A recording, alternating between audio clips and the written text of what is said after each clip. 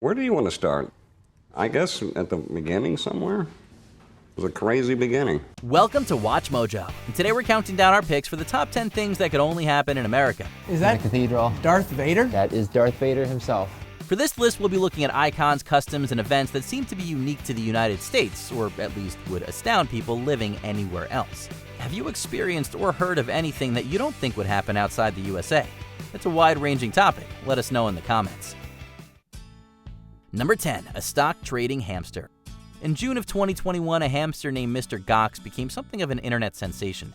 Using high-tech versions of a traditional hamster wheel and tunnels, he would indicate which cryptocurrency stock his owner should choose and whether they should buy or sell. And, of course, Mr. Gox has his own Twitter account as well. Most people in wealthy countries follow the stock market to some extent, but Americans are particularly obsessed with it, though it has little connection to the country's overall economic well-being. Also, stock trading is almost impossible to do with any assurance, as evidenced by the fact that during his 6 months of trading, Mr. Gox significantly outperformed the accepted human experts. Number 9, a cathedral with Darth Vader's head. Cathedrals, temples, and other ornate houses of worship are found worldwide. However, the National Cathedral in Washington, D.C. is unique not for its size or complexity, but because it features a sculpture of Darth Vader's head on one tower. You've got the face, the helmet, and he's got little tiny fists that are sort of pulled in close. How did a Star Wars villain end up as a cathedral grotesque? Well, in the 1980s, the National Cathedral was undergoing renovations, and they sponsored a contest for kids to design new sculptures for the building. Darth Vader's head was a runner-up and made the cut. This does, of course, beg some larger questions as to what the cathedral was looking for in its designs. Anyway, we feel pretty confident that no other country has or would want a religious building with a Star Wars character on it. I find your lack of faith disturbing. Number 8, a supreme basketball court. Basketball is one of the most popular sports in the United States. How popular? Well, incredible as it may seem, there's a basketball court directly above the Supreme Court of the United States. It's not easy to play a game there, though, since noise from the court is audible in the chamber below. It cannot be used when the Supreme Court is in session. Furthermore, because of security, few people can even get near the room except the justices themselves, bailiffs, various clerks, and other employees of the Supreme Court. So if you want to play basketball without possibly angering the most powerful judges in the country, we'd suggest visiting a local community park instead. Number 7, Santa Claus running into power lines. Santa Claus got into a slight accident, but don't worry, he's all right. Although Santa Claus was invented in Europe, he has become a huge cultural icon in the United States. What was that you said? Children across the country believe that he will bring them presents if they behave well during the year. Hopefully none of their dreams were crushed in December of 2020 when a man in Northern California dressed as Santa Claus flew his motor-powered parachute into a maze of power lines and got stuck. As people watched below, a pre-Christmas rescue effort. Firefighters arriving to save Santa. We thought it was like an actual airplane at first, so we had to come out and see it. Apparently he planned to distribute candy canes to local children. Instead, he had to be rescued by the fire department. While power was turned off in the surrounding area, fortunately no one was injured, including the rather overconfident would-be Santa. Firefighters say about 200 people in the area also lost power. Following the crash, it took crews about an hour to save Santa, and he walked away unhurt. Number 6, a palace of corn. The Midwestern United States has long been famous for agriculture, and nowhere is that quality more obvious than at the Corn Palace of Mitchell, South Dakota. The place is over 100 years old, and though its foundations haven't changed much, the surfaces both inside and out are covered with murals made of, you guessed it, corn. 350,000 ears of corn, sawed in half, and nailed into 13 exterior murals designed by a local artist, redecorated each year in a theme chosen by the Corn Palace Committee. Every year, the artist in residence creates new, complex scenes out of different colored corn kernels, which are put on display for the wonder and astonishment of tourists. There's even a corn cam feature on the Palace website where you can get a live feed of the front of the building. Let's just say South Dakota is not famous for its entertainment. Number 5, the time tipping paid off. Many visitors to the United States are disconcerted to learn that instead of paying restaurant servers a living wage, the business is set up so that they mainly survive on tips from their customers. In 1984, instead of a tip, a police officer in New York offered his waitress half of whatever he might win on his lottery ticket, which is generally considered a pretty lousy thing to do. However, in this case, the waitress got her tip after all when the policeman won $6 million.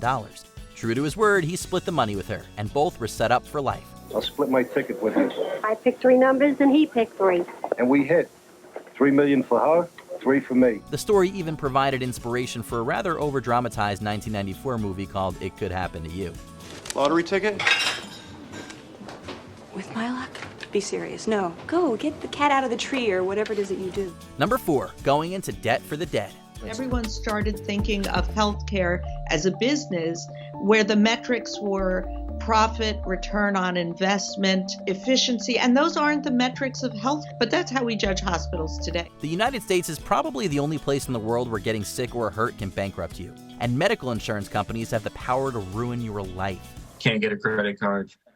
I can't buy a house. I don't see me ever being out of debt. Conditions have been especially bleak during the COVID-19 pandemic, leaving many families deep in medical debt, even for care given to someone who died. GoFundMe says a little more than 3% of pandemic-related fundraisers addressed medical needs between March and August. Unaffordable medical bills have long been a problem. Rebecca Gale, a retired factory worker in her 60s, lost her husband to COVID in 2020.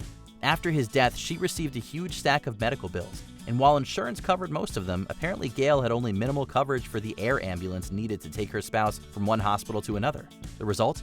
A $40,000 bill that she can't afford to add to her grief. Number 3, laws protecting Bigfoot. And you'll hear the stories. And then he said it had a weird smell. Bigfoot. And he an icon. Walked towards it. A mystery. A mascot. Well, I'm definitely open to Bigfoot. What's the world without a little wonder, right? The United States has some bizarre laws still on the books. Primarily, they're antiquated rules that no one cares about anymore or reactions to one-time odd events that no one remembers. Oh my God, who the hell cares? However, these excuses don't apply to the laws in Washington state declaring one section of forest a Sasquatch refuge and making it a felony to harm any such creature. Legends about huge hairy hominids exist around the world, but in the US, they've taken a particularly strong hold, perhaps due to stories passed down by Native American tribes. There's no compelling evidence for the existence of these creatures, however. Some people might hesitate to make laws about an animal of doubtful authenticity, but not in the US. So what exactly did he tell you he saw? He just said it was a very tall, hairy creature with the red glaring eyes were something that was very prominent in his description. Number 2, an inflatable rat with free speech rights. We went out, we really did this, we went out and we bought one of those New York City strike rat balloons. You know what I'm talking about? Yeah. You can buy those. Anyone can buy those. Okay, there's a lot to unpack in that title.